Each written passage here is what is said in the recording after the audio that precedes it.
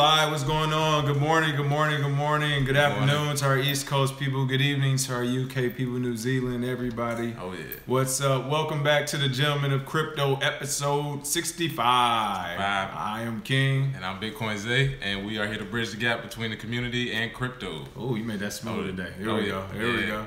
Especially when you actually connecting people like we did last night. What's going on, P-Man? Oh, yes. Big shout out to everybody who made it to the meetup last night. Our first Kirby Digital Assets Group meetup was in LA. Oh, yeah. Great time, great people. Shout out to everybody who came. Yeah, everybody who came. Folks came from Georgia that had flew in for the week. So, It was great. Here, let me tack. Hey, what's up, Taylor? But yeah, it was great. We got to meet a lot of people, collaborate. People talking about great ideas coming out. So it was a good meetup. Oh yeah, it was a lot of smart people in the same place. I mean, as far as going forward in crypto in the future, I don't think we have anything to worry about because the media and older people and people who aren't in the crypto space, they think it's a bunch of misfits and whatever, just throwing their money away at crypto, when in actuality is a lot of really smart people just happen to be young and they just happen to not look like what people traditionally think people with money look like, with suits and all that, blah blah. Just regular lay off the suits though. No, I'm just saying. But no, that's true. If you don't have a suit, apparently you can't have money. But I mean, it's a lot of people who are working hard in the crypto space, and we got to meet a few. So next time, I'm sure it'll probably increase the amount of people. So come on out next one we have. And then we got something yesterday from somebody that came as well, Jude. Jude, we gonna say it now? Yeah, absolutely. He has Bitcoin gift cards, and this is how they look. Yeah, they were pretty sweet. He got he put our logo on it and everything. Yeah, so that's Jude. Hey, appreciate it, Jude. Appreciate that, Jude. If you see the video on YouTube, make sure you link all your accounts and stuff where everybody can find you at. Yep. But yeah, those were solid. We definitely gonna be ordering from. I mean, your own bit. You said you gonna get some for Christmas, right? Yeah. I'm getting 10 from them for Christmas, giving it out to family when I go back home.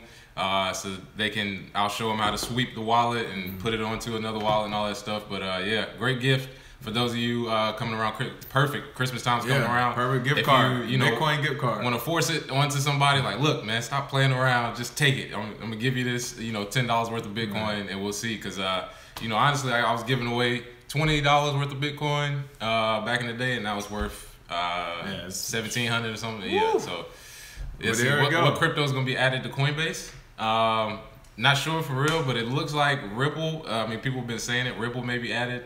Possibly, I mean, we don't know. Possibly Bitcoin Cash. We'll see. What's up, Tonio? Antonio said we were almost early today. What's up, P-Man, Ted Word, Brianna, hello, Madam Crypto, World Tour. So another good thing, we also want to thank all our subscribers, of course, all supporters who've been watching us now. This is our 65th video, but I think we're probably at 110, 120 videos on the channel, but we finally hit that 1,000 subscribers, so thank you. Oh yeah, 1,000 day. 1K day. Oh, yeah. 1K day. We'll start doing the bottles for these when we get to 5 and 10, maybe. Same number as the Bitcoin numbers. Oh, yeah. But no, seriously, thanks for supporting and joining in every day. I know everybody can't catch the full 30 minutes because of our random time when we do, but this is the time we both know we'll both be awake and around.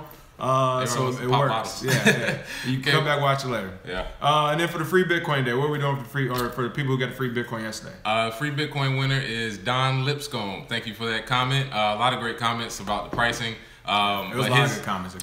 Oh yeah, definitely. But his was he thinks it'll be $2.99 a month, which is fair. And the way he described it was they'll start off small and then they'll gradually raise the price the more you go. So that's actually somebody, like I said, they know how businesses work. Pull them in, put the medicine in the candy. You pull them in, pull them in, and then boom, and the price goes up, and they can't, live without it at that point. Right. So yeah, Don Lipscomb will be sending you that free Bitcoin. Appreciate you. Nice. And one thing we have to clarify on every day now is only a little bit of free Bitcoin. It was like $3 to $5, whatever we losing out on the transaction fee already. All right, so we just give a few dollars worth, but hey, we gave a few dollars worth 6 months ago, and now that few dollars is worth like 40, 50, 60 bucks. And possibly probably more, actually. True. Yeah, so we only give a few bucks, full discllosure, because that was funny. Everybody, some people can say, everybody was like, Bitcoin. Everybody's like, hold on, we were getting out a lot. It's like, we're not giving out a Bitcoin. Who's sending you a whole Bitcoin? All right, so back to business. We talk about the market, what's going on in the news. Of course, we saw net neutrality. That was repealed yesterday, so... A lot of mixed feelings on that. One of the things we said, I tweeted yesterday as well, just like regardless of net neutrality at this point, we're moving forward. Decentralized world is here upon us. The distributed world is here. It's only a matter of time. And like you said, times like yesterday at the Meetup gives us full faith that this is coming because there are other people everywhere working on these type of applications. Regardless, I mean, net neutrality, we might not see, and that's if it stays repealed, because you don't know, they're going to try to fight back. But I'm hearing like Washington State's fighting back, some of those states. A bunch of California is. Yeah, California is. Yeah, Netflix is. Netflix was like, we don't support it. So if businesses start fighting back, that's the point. But that decision was very, very political. I can tell you that, because from a fundamental standpoint, that should be a no-brainer. You should be able to surf the web and do whatever you want. But as somebody pointed out, I think Justin Estrada actually pointed out, the ISP companies, they actually own all the copper in the ground that runs for the internet line, the ISP. So it'd be kind of tough, but at the same time, America isn't the only place the internet works. We got a whole world of possibilities. So So I don't know who said it. A-Dub to God. Listen, appreciate he walked in today, and I was like, we getting new hoodies now. Like I didn't know that. Can I? I got the white button up here. Can I get a hoodie? No, he walked in today with the hoodie. I was looking to say, I had to double take. Like, wait, bro. Oh yeah. All right, let's see what else we got.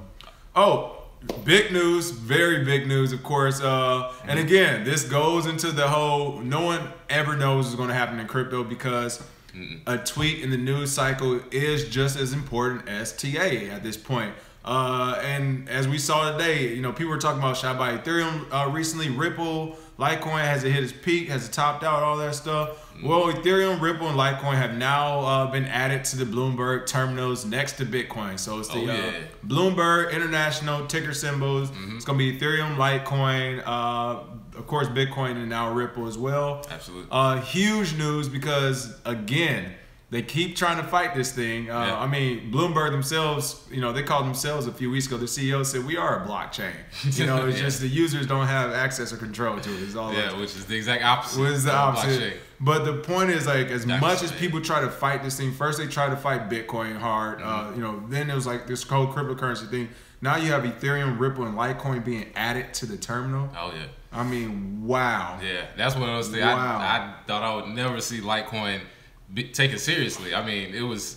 P-Man Van said nice to see Bear was left out. Well, it's funny. I think in America, a lot of people, Bcash isn't going to take off to them. Yeah, they don't know. They don't know. But you think about China, where he's at. He's actually in a whole different place. I mean, it could super explode over there. So.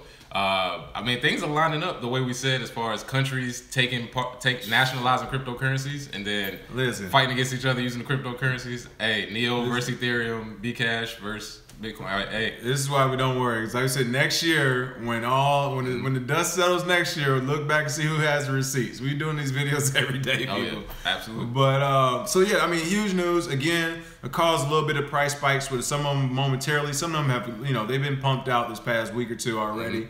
But I expect as more people find out, again, this is Friday, people. In the U.S., everyone is not paying attention to the market the same way some people in Asia are. So, we might not see, I think we'll see all this residual effects come Monday and Tuesdays once the futures are launched. Yeah. Once the futures are launched, we see what's going to happen with Bitcoin. And once that dust settles by, whether it's Sunday night to Tuesday morning, Monday night, Tuesday morning, once that dust settles, altcoins, people get ready. Yeah. Because if it settles on a good note, that's where the money's going. So with coins like these being added to Bloomberg terminals, I can see them doing very well. Oh yeah, yeah. And it can only, I mean, in my opinion, altcoins can only get more popular because, I mean, even at the meetup last night, a lot of the guys were asking about altcoins off the gate. And I mean, we've only started experiencing that the last couple months because, I used to bring up Litecoin, Ethereum, and be like, I can't even spell Ethereum. Like, that's too much. I want to focus on Bitcoin. Everybody wanted to focus on Bitcoin. And then now they look at the Bitcoin price, they're like, all right, I could make some money, but hey, if I buy some of this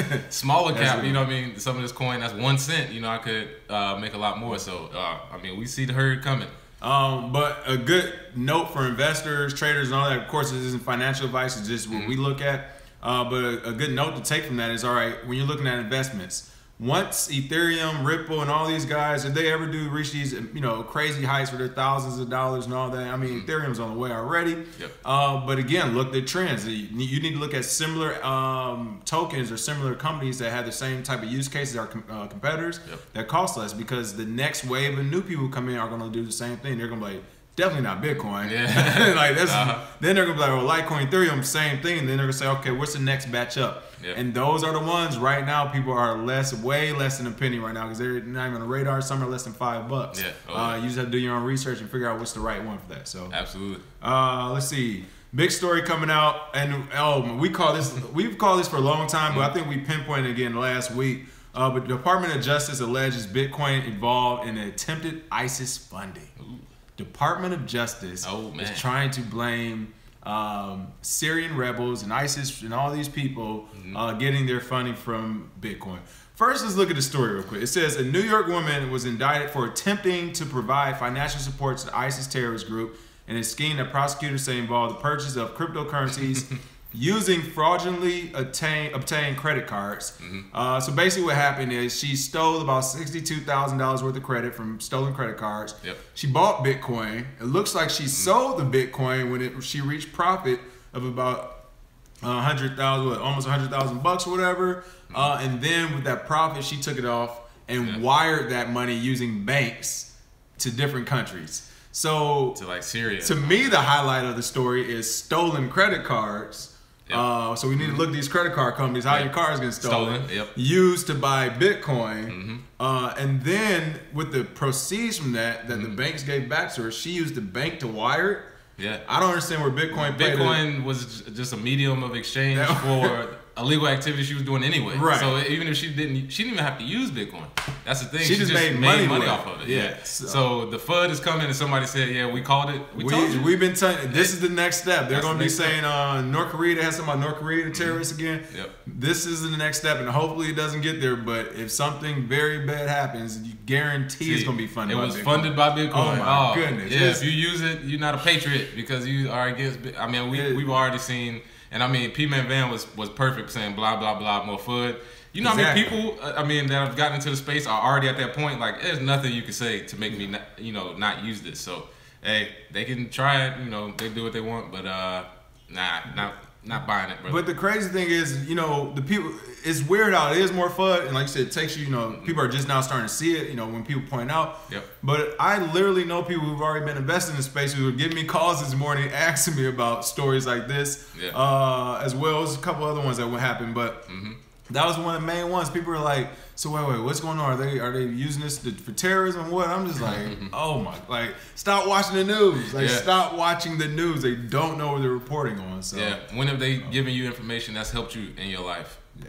Oh, that and the bubble. They keep saying it's the bubble. That's what somebody called me about. He was like, should I sell? I was like, you can't sell. I was like, I mean, I'll take it. We're taking bubble baths over here. There we go. And the second FUD story, of course, not necessarily FUD, just a factual story, but it's interesting that they're doing this and the way they're doing it because they haven't learned the first time. But the U.S. government is set to sell off $10 million in seized Bitcoin and Bitcoin Cash. Some guy in Utah was selling opiates. Using the back darknet, Silk Road, all that type of stuff. Same old FUD article. But they're seizing $10 million, what is now worth $10 million. It was worth less than $500,000 at first, but what is now worth $10 million. They're going to seize and auction it off. Oh yeah. So first, I seriously wonder, was it only that amount? Yeah, because they have stolen it before. Yeah, and they auctioned it off last time. Yeah, and they missed out on billions. Yeah, so and that's my thing is like they already know what it can do. So why are you use it to pay off our debt? Yeah, use it to pay some bills this quarter. Like anything. But they're gonna auction that off. So I don't know. It'd be interesting.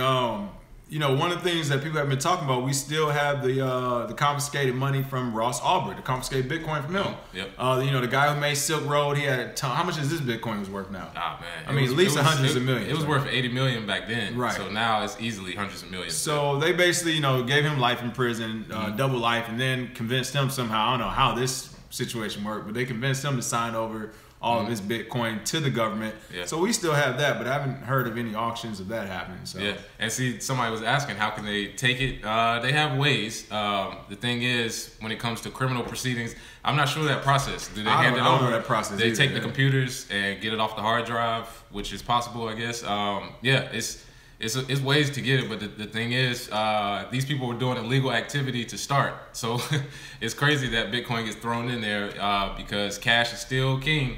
People still doing illegal stuff for cash every day. So, Bitcoin's name is going to get thrown around in a lot of stories. And this is while the price is up. Now, the stories that came out when the price was down, that's what kept people out, honestly, because there's a lot of people like, I saw it, but I thought it was for drug dealers. I saw it, but I thought it was... So trust me, these stories have been coming for years, and they'll continue to come. 99 Bitcoins has the Bitcoin obituary, so people going to, if this happens, Bitcoin is dead. So just ignore it. I mean, stop watching the news. But I'm not gonna lie, that story did brighten my smile day, because I was like, "Thank you. You guys are gonna make this easy for everybody to take this over." Like, like you're literally being called out before things happen. You're doing it by the playbook, and it's like, oh my god! Like once more people start seeing it, they're gonna be like, "Oh, this is some bullshit." They tired playing this game, this back and forth. So all good. But hey, those are a couple stories. You know how in the government's play is not fair, but hey, not such a big story, but. I kind of want to point out, because it's, in the crypto industry, we want to be collaborative, and we always say set the expectation. Of course, everybody's going crazy about buying. I mean, truly, the price is rising on a lot of stuff just because it's a global thing. It's a global market. But it's not because things are product ready, use ready, tested and stuff. So with that, Kick, who did the Kick app, they had the Ken ICO for the Ken tokens. They had, crowdfunded on the Ethereum platform and all that. Well, their CEO and Kick decided to leave the Ethereum platform for the Stellar platform here soon. Oh, yeah. He spoke in a live Q&A on YouTube, and the company's founder argued that Ethereum's blockchain, which the app's on right now, is unable to scale to the level that Ken needs, among other issues. CEO Ted Livingston called Ethereum the dial-up era of blockchain. So yeah, I've said that a few times about Bitcoin and Ethereum. Exactly, they both are, and that's what I mean by setting the expectations. Like, for one, is you only been there for a couple of months. Like, you just been on the Ethereum blockchain. Yep. You use the Ethereum community to crowdfund, which wasn't a very successful ICO because they definitely had high expectations, but the timing that came in was kind of toward the end of the whole ICO craze that lasted for about 2 or 3 months this summer. So they didn't really get everything they wanted out of it. But, again, you're turning your back because the scaling, this is a technological issue. It can be fixed, but that's why you're jumping to another one. Every platform right now has a scaling issue, people. Wake up. Every single one.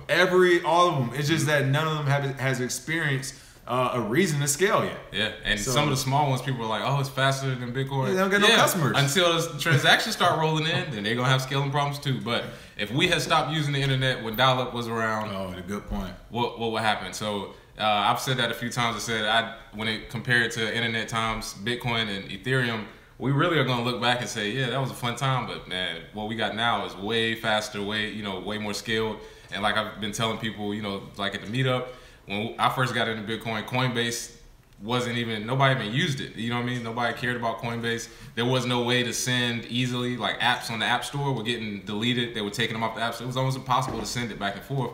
But now, grandma could just jump right on the App Store and do it. So trust me, if it's something that hasn't been fixed, it'll be fixed. And scaling is the next thing.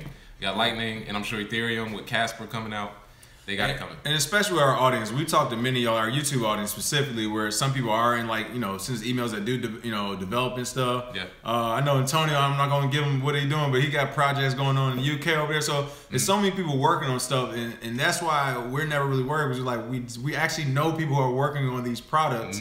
They're telling us the timelines. Yeah, it's going to take 12, 18 months, 24 months, of course, but they're professionals. Absolutely. They're doing it 24/7. They say, I'm going to get this job done. I believe them. Yeah. So I feel like, that's what makes it a solid investment as well. But Absolutely. yeah, so that's kind of interesting that, Kick plan to leave. So good luck to them when they go to Stellar. That's definitely going to drive the price of Stellar up more than likely, if they can get it working and running. But we shall see. Absolutely. Anything else for today?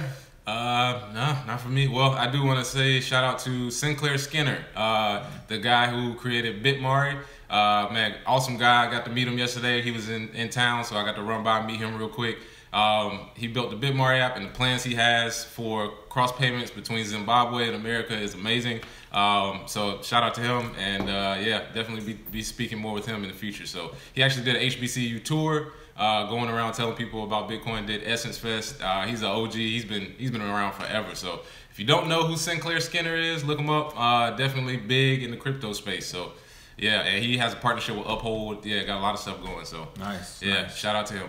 Good stuff. And then for the free Bitcoin day, what are we doing? For the free Bitcoin, a little bit of free Bitcoin, $2 to $5. Yeah, a piece of Bitcoin. USD. What coins do you think could get listed on Bloomberg next? Because it took a while for it to get Ethereum. That's a good one. So it may be one of the coins you don't think about right now. But which coins do you think will be listed next on Bloomberg? Because we know it's coming in the next few months. So your top 3 coins you think that'll get listed, put your public address, and we'll send that free Bitcoin to you to the best answer. And put why. So alrighty. Appreciate you. All right, have a great weekend, people. Again, if you have money invested, be prepared on Sunday for some things maybe to happen. And of course, be ready Monday morning.